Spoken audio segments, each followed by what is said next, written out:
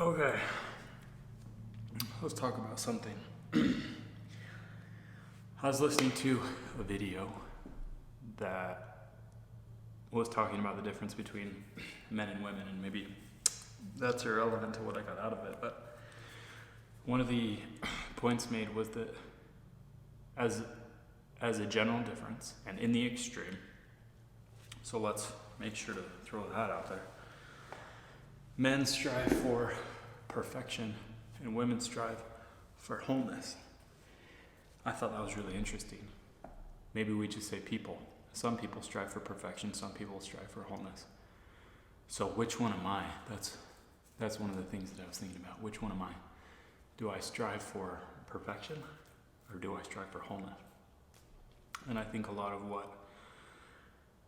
where the friction lies with me is in striving for both. So video posed a question. Would you rather do 150% at one thing or 80% in four things? So let's say the 150% is career and 80% in four categories might be friends, family, career, and religion, intellect, some hobby, whatever. I try and do both. I try and do like 150% career and 80% in everything else. But if I say, Tim, you have to make a decision or an evaluation rather, which are you? I'm trying to balance. And I think that where my frustration lies in that evaluation is that I know that there are others willing to put in the 150% in a single category, and they will beat me in that domain. All else equal. Now, all else is not equal, and the other areas of my life have a significant contribution in my professional performance. But I'm almost convinced that there's somebody out there that has my same skill set, my same aptitude, talent, that's willing to put in 150%. And I hate the idea of being evaluated in that domain and coming in second or third or 57th.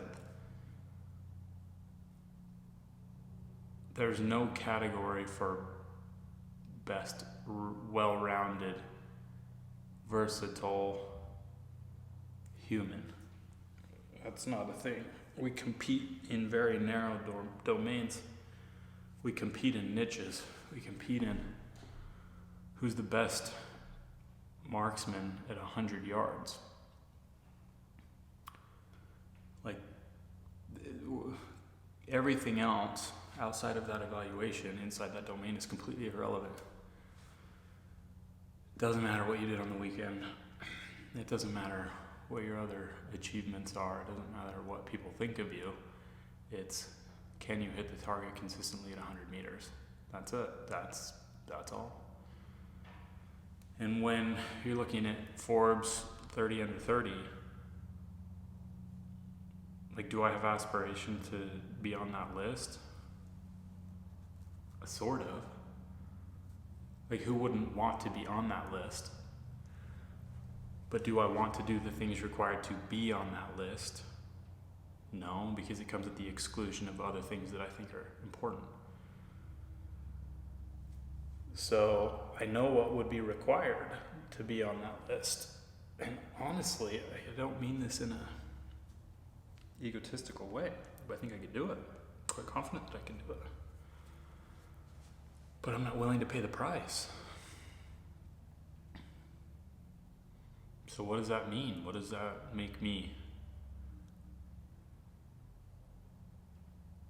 If you're competing in that domain and that's your life's sole purpose, then you would say that's stupid.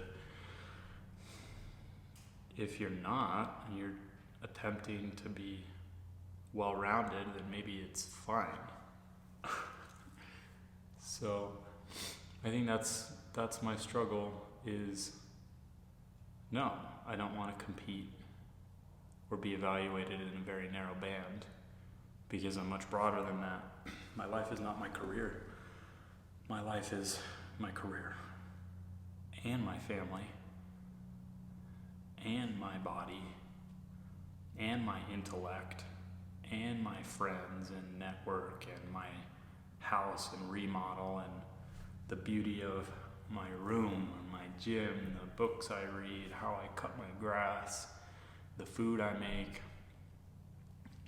It's all of those things which are impossible to evaluate together.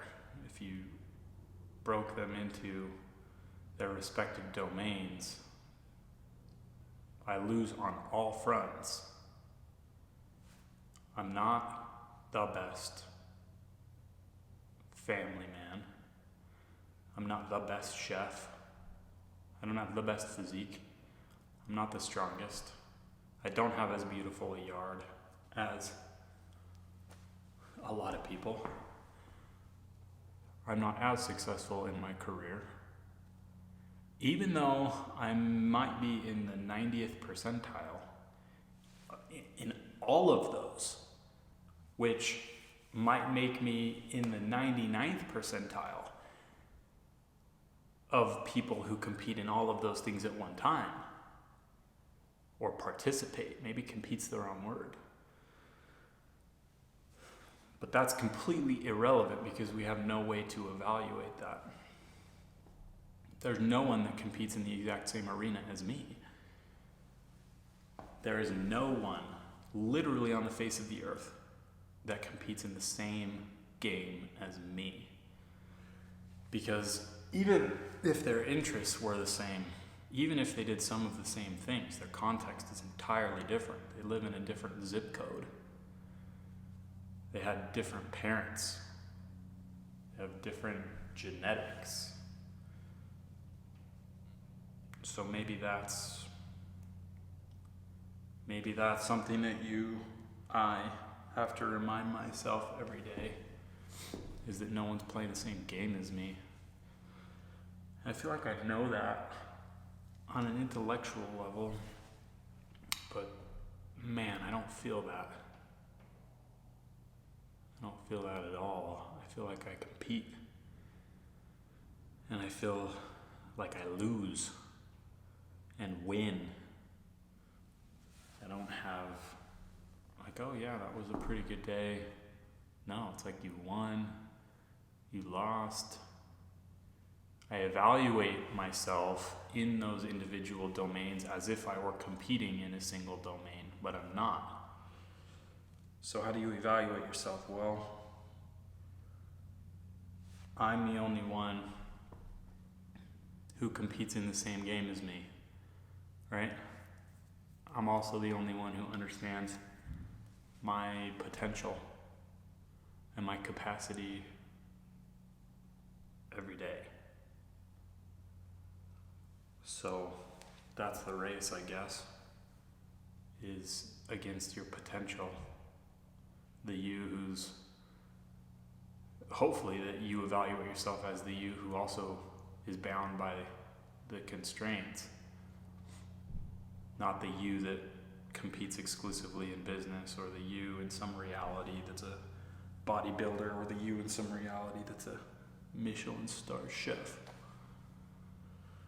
Because it's unreasonable. It's illogical. But we do it all the damn time. I do it incessantly. So, who would I rather be? I would rather be 80% in 4 things. And I know that that's true. Somehow I have to figure that out. In terms of being satisfied. Anyway, food for thought. Peace out.